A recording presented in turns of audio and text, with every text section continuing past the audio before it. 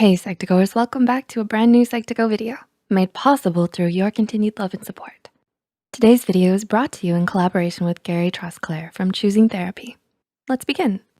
You may have heard of the more well-known OCD, obsessive compulsive disorder, but have you heard of obsessive compulsive personality disorder? Obsessive compulsive personality disorder, also known as OCPD, is a personality disorder and therefore affects the entire personality, while OCD is an anxiety disorder and is characterized by the presence of specific obsessions. Partners with OCPD can be a curse and a blessing. They can be rigid, controlling, and critical, but they can also be dependable, hardworking, and conscientious. Usually, people with full-blown OCPD present great challenges to a relationship. The non-compulsive partner can only do so much to improve the situation, but that limited amount can still make a significant difference. Some individuals have both OCPD and OCD, which tends to magnify the symptoms of both conditions. But people with OCPD do not have insight into the disruptions that the symptoms create in their lives. They get lost in details and forget the original intention of their projects. OCPD results from a combination of genetic and environmental factors. Not everyone with OCPD is the same. Some people with the disorder are more domineering, some are more workaholic, some are overly eager to please, and some procrastinate. The domineering variety usually present the greatest difficulties in relationships. Though workaholics, because they are unavailable, and procrastinators because they don't meet their responsibilities, may also cause distress in relationships.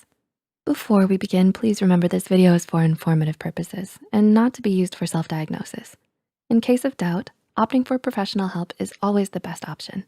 With that said, here's how relationships are affected by OCPD.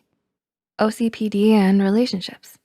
Sometimes it isn't possible to improve a relationship with an OCPD partner because many people with the condition are convinced that their way of living is superior and they're not open to change. But some are willing to change and enlist their obsessive compulsive determination into improving their role as a partner. Misunderstanding a partner with OCPD can make a challenging situation worse, as their behavior results from a combination of misguided good intentions and anxiety about being good enough as a person. While people with OCPD may appear to be confident and in control, they're usually deeply insecure underneath. This is why you always feel the need to be perfect. So while your behavior may appear to be driven by self-interest, disrespect, or indifference, your motivations are actually very different. If, as the non-compulsive partner, you interpret their actions as being demeaning, you may miss not only their positive motivations, but also their underlying anxiety. When both partners' anxieties become inflamed and both become afraid to be close to the other, it's all downhill from there. Number 1, anxiety leads to control. Do they make comments or demand about how to cook, how to dress, what to eat, what to say, and how to make love? The first way that OCPD affects relationships is that the compulsive partner, out of fear of things going wrong, tries to control what happens in the relationship and to control how the non-compulsive partner behaves. While the intention of the compulsive partner is usually to be helpful, it usually feels anything but helpful for the other person.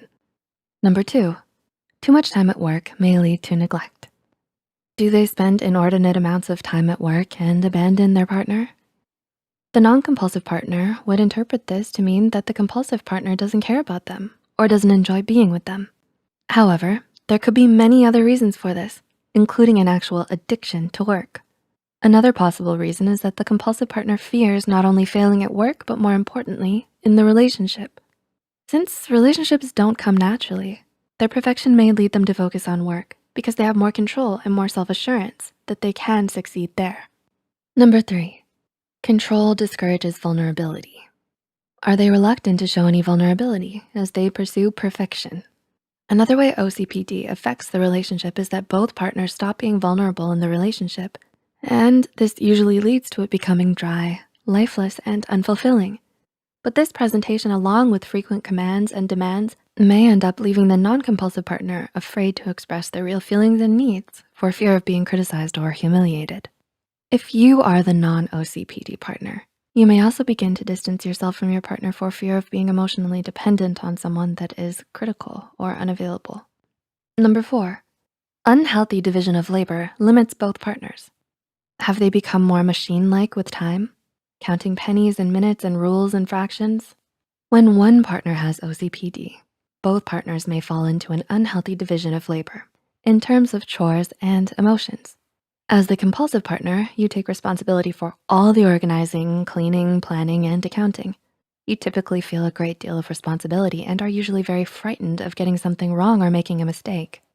Some compulsives, in their efforts to do the right thing, may be very compliant, but later resent that compliance, possibly becoming passive aggressive or exploding in anger.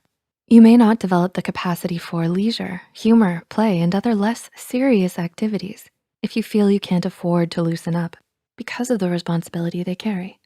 On the other hand, if the non-compulsive partner is put into the position of the one who has to carry all of the emotions and affection and none of the accomplishments in the relationship, they may fail to develop their own gifts and personality. As the non-compulsive partner, you begin to believe that you're incompetent and so less likely to take the risks that are essential to a full life. But not all hope is lost.